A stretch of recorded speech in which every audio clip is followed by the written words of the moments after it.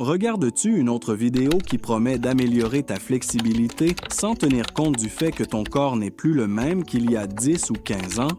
Si c'est le cas, il est temps de faire une pause. Car si tu as plus de 40 ans, ce qui fonctionnait autrefois pour te garder agile et souple n'est plus en phase avec la manière dont ton corps réagit aujourd'hui. Ce dont tu as besoin maintenant, ce n'est pas d'informations génériques supplémentaires. Tu as besoin d'une approche qui comprenne ce qui se passe sous ta peau, à l'intérieur de tes articulations et de tes tissus. À partir de 45 ou 50 ans, ton corps traverse un processus naturel de changement qui affecte directement ta mobilité. Tes muscles, tes articulations et même ta posture commencent à se comporter différemment. Beaucoup attribuent cela simplement au vieillissement, mais il existe des causes spécifiques, scientifiques, derrière cette sensation de raideur ou de perte de mouvement. Et voici la clé, lorsque tu comprends ces causes, tu peux agir. Cette vidéo n'est pas une liste superficielle d'étirements génériques. Il ne s'agit pas de toucher tes orteils en 30 secondes ou de tenter des postures de yoga hors contexte. Aujourd'hui, je veux te donner des outils conçus spécialement pour toi, pour cette étape de ta vie. De vraies techniques basées sur la recherche, pensées pour travailler avec ton corps tel qu'il est aujourd'hui et non tel qu'il était il y a 10 ans. Nous allons nous concentrer sur 3 zones qui subissent généralement les conséquences les plus fortes des changements hormonaux: les hanches, le bas du dos et les épaules.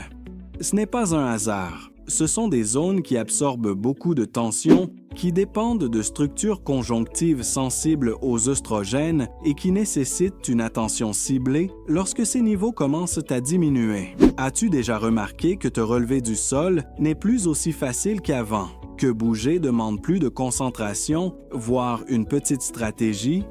Cette sensation n'est pas de la paresse ni un manque de conditions physiques. C'est un appel de ton corps. Il te dit que les règles du jeu ont changé et qu'il faut désormais l'écouter de plus près. Le problème de nombreux programmes traditionnels, c'est qu'ils ne reconnaissent pas qu'après 40 ans, l'environnement hormonal ne soutient plus ta flexibilité de la même façon. Les œstrogènes, une hormone clé pour la santé de tes articulations, commencent à diminuer. Conséquence, ton corps produit moins de collagène, une protéine fondamentale pour maintenir l'élasticité et la force des ligaments, tendons et fascia. Quand cette production baisse, les tissus perdent leur capacité d'étirement. Tu n'es pas devenu maladroite ou raide. Ta biologie traverse une transformation qui demande une nouvelle stratégie. Ces anciens étirements rapides que tu faisais peut-être avant le cardio ne sont plus seulement inefficaces. Dans certains cas, ils peuvent même aggraver la raideur. Les femmes en périménopause et en ménopause ont besoin de routines lentes, avec une respiration consciente, axée sur le fascia et sur la restauration des schémas de mouvement naturels. Il ne s'agit plus de forcer le corps, mais de l'accompagner intelligemment.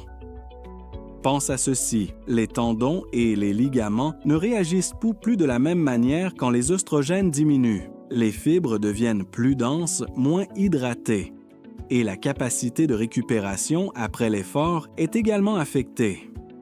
Des études ont montré que cette perte d'élasticité peut atteindre jusqu'à 30% chez certaines femmes.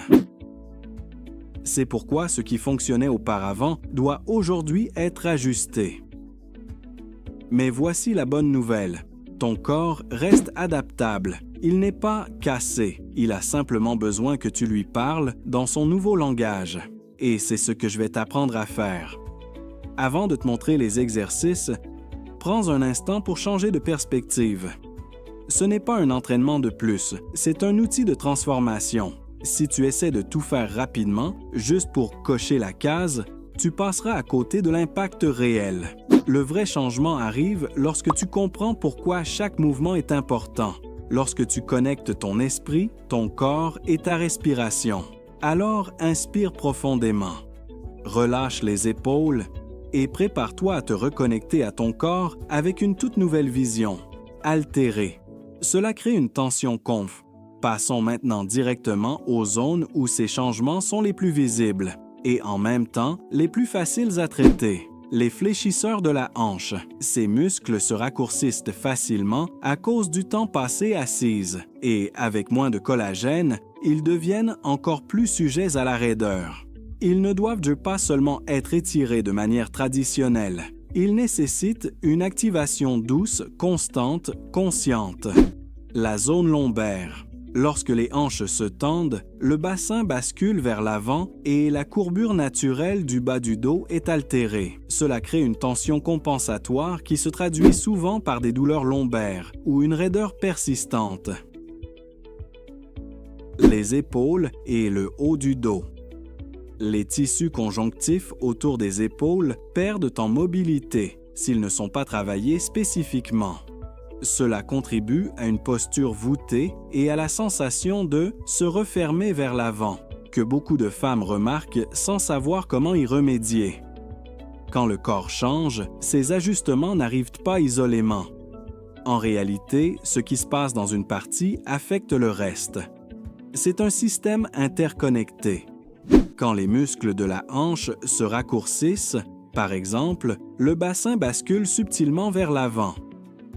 Cette inclinaison surcharge le bas du dos, qui développe alors des schémas de tension compensatoires. Pendant ce temps, les épaules, qui perdent déjà en mobilité à cause de la raideur croissante du tissu conjonctif, commencent à se courber vers l'avant. Et en un rien de temps, tu te retrouves à marcher voûté, avec moins d'agilité, et des gestes quotidiens qui demandent plus d'efforts conscients. Des actions aussi courantes que saisir un objet sur une étagère haute, te tourner pour attraper quelque chose sur la banquette arrière de la voiture ou simplement te lever avec élégance deviennent plus difficiles qu'avant. Et si tu te dis « c'est que je vieillis », sache ceci. Une grande partie de cette raideur n'est pas irréversible. Ce n'est pas seulement le temps qui passe, c'est une réponse spécifique aux changements hormonaux. Et cela peut être amélioré avec la bonne approche. La raideur n'est pas simplement un symptôme inévitable du vieillissement. C'est la conséquence de ne pas avoir adapté tes mouvements à cette nouvelle étape. Si tu continues à t'étirer comme à 25 ou 30 ans, tu risques surtout de finir frustré ou blessé. La bonne nouvelle, c'est qu'en appliquant des étirements conçus spécialement pour les femmes de plus de 40 ans, les résultats arrivent vite et se ressentent clairement. Il est temps de comprendre que tu as besoin de quelque chose de différent. Fini les routines génériques. Tu as besoin d'une stratégie de flexibilité qui respecte ta biologie actuelle. La clé, t'étirer plus longtemps, sous différents angles et à un rythme qui accompagne tes processus hormonaux. La qualité des étirements compte bien plus que la quantité. T'étirer pour t'étirer ne sert pas à grand-chose si tu ne le fais pas intelligemment. Et il ne s'agit pas seulement de bouger plus, mais de bouger mieux. La différence entre te sentir raide toute la journée ou profiter de gestes fluides et naturels ne dépend pas du nombre de minutes passées à t'étirer, mais de la manière et des zones travaillées. C'est pourquoi je veux te présenter une séquence spécialement conçue pour accompagner ces changements physiologiques qui se produisent dans ton corps en ce moment. Ces mouvements n'ont pas été choisis au hasard. Chacun se concentre sur une zone vulnérable aux effets de la ménopause et s'appuie sur des études qui montrent que le corps féminin réagit différemment aux étirements après 40 ans. La plupart des anciennes routines demandaient de maintenir une position 15 à 30 secondes. Mais des recherches récentes sont claires. Cette durée n'est plus suffisante. Le Journal of Physiology a publié des études montrant que les femmes en péri- et post-ménopause obtiennent des bénéfices nettement supérieurs quand les étirements sont maintenus au moins 45 secondes. Ce temps supplémentaire permet au tissu conjonctif, déjà plus dense et moins élastique à cause de la baisse des œstrogènes, de s'adapter plus efficacement, favorisant un remodelage plus profond. Et le meilleur, tu n'as pas besoin d'expérience préalable. seulement d'engagement, de patience et de la bonne guidance. Commençons avec 3 de ces mouvements essentiels. Étirement du fléchisseur de la hanche psoas. Cet exercice travaille sur le rectus femori et l'iliopsoas, 2 muscles qui ont tendance à se raidir davantage pendant la ménopause, surtout si tu passes beaucoup d'heures assise. Pour le faire correctement, mets-toi en position de fente avec un genou posé sur un coussin. Garde le dos droit, active les abdominaux et pousse doucement les hanches vers l'avant jusqu'à sentir un étirement profond à l'avant de la hanche. Maintiens la position, respire profondément. Pratiquer régulièrement, cet étirement soulage non seulement la tension dans la hanche, mais peut aussi réduire considérablement les douleurs lombaires. Rotation spinale en position assise. Ce mouvement est conçu pour restaurer la mobilité de la zone thoracique de la colonne, une partie du corps qui perd de l'agilité en raison de l'utilisation constante des écrans et des postures bordeaux fermées. Assieds à quoi sur une chaise ferme, le dos droit et croise les bras sur la poitrine. Depuis cette position, tourne le torse doucement d'un côté, puis de l'autre, en maintenant chaque rotation pendant au moins 45 secondes. Cela aide à prévenir les compressions nerveuses et améliore la capacité de rotation de ta colonne, ce qui est essentiel pour la qualité des mouvements quotidiens. Ouverture de la poitrine. Remarques-tu que tes épaules sont de plus en plus tournées vers l'avant? Cet étirement est conçu pour inverser cette posture fermée qui s'accentue avec les années. Assise ou debout, entrelace tes mains derrière ton dos et soulève lentement les bras en les éloignant du torse. Ressens comment la poitrine s'ouvre, comment les omoplates se rapprochent. Cette technique soulage non seulement la tension dans les épaules, mais aide aussi à mieux oxygéner et améliore la posture générale. Poursuivons avec un étirement souvent négligé, mais fondamental pour libérer la tension accumulée dans l'intérieur des cuisses. L'étirement en papillon. Cet exercice, en plus d'être simple, est très efficace pour travailler les muscles adducteurs qui peuvent devenir rigides avec l'âge et le manque de mobilité. Assise au sol, joins les plantes de tes pieds en laissant les genoux tomber doucement sur les côtés. Ne force pas. Avec une légère inclinaison vers l'avant depuis la hanche, tu remarqueras comment cette tension profonde que tu ne savais même pas avoir commence à se libérer. C'est idéal pour améliorer l'ouverture de la hanche, soulager la pression dans la zone pelvienne et contribuer à une meilleure posture en marchant ou en restant debout. Ce mouvement, pratiqué régulièrement, améliore ta capacité à effectuer des tâches simples comme entrer et sortir de la voiture, te baisser ou tourner sans inconfort. La clé ici est la régularité et la douceur du mouvement, en respirant profondément et en permettant au corps de se détendre progressivement à chaque répétition. Ensuite, passons à l'un des étirements les plus importants pour ton dos et tes jambes, l'étirement des ischio-jambiers en position debout. Cette zone, située à l'arrière des cuisses, se raccourcit facilement, surtout si tu passes beaucoup d'heures assises ou si ton niveau d'activité a diminué. Et lorsque les ischio-jambiers sont tendus, ils affectent directement le bas de ton dos. Ainsi, en assouplissant cette chaîne musculaire, tu améliores non seulement la mobilité de tes jambes, mais tu soulages aussi la tension lombaire. Pour le faire, tiens-toi debout et étends une jambe vers l'avant, le talon au sol et les orteils pointant vers le haut. Garde le dos droit, active les abdominaux et incline doucement la hanche vers l'avant jusqu'à sentir un étirement modéré à l'arrière de la cuisse. Cet exercice est particulièrement utile pour prévenir les douleurs dorsales et maintenir un alignement postural sain.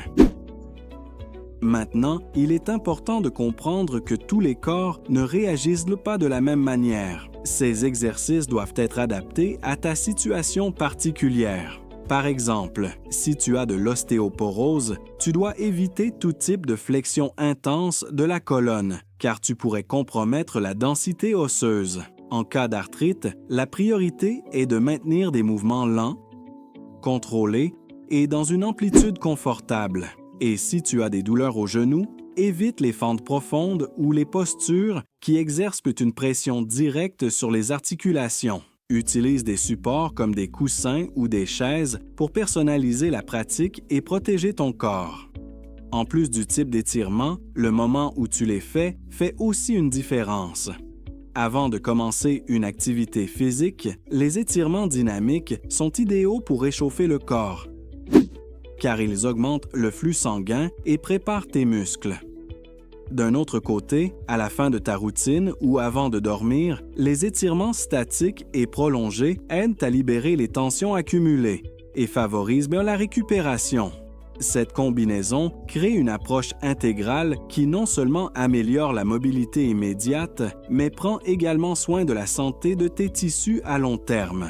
L'une des choses les plus gratifiantes de ce processus, c'est de voir à quelle vitesse le corps répond lorsqu'on le traite avec intelligence et attention. En seulement 2 ou 3 semaines de pratique régulière, la plupart des femmes commencent à remarquer des améliorations réelles. La première chose qui disparaît généralement, c'est la raideur matinale. Tu te lèves du lit avec plus de fluidité, moins d'inconfort. Des actions comme atteindre des objets sur des étagères hautes ou te baisser pour lasser tes chaussures redeviennent, encore une fois, des tâches simples. Mais les bénéfices vont bien au-delà du physique. Quelque chose de surprenant se produit en parallèle. Ce que beaucoup de femmes me partagent encore et encore, c'est comment ces étirements, bien que doux, produisent une transformation émotionnelle inattendue. Parce que lorsque tu t'étires, tu ne fais pas seulement relâcher des muscles tendus, tu actives aussi un réseau neurologique complexe.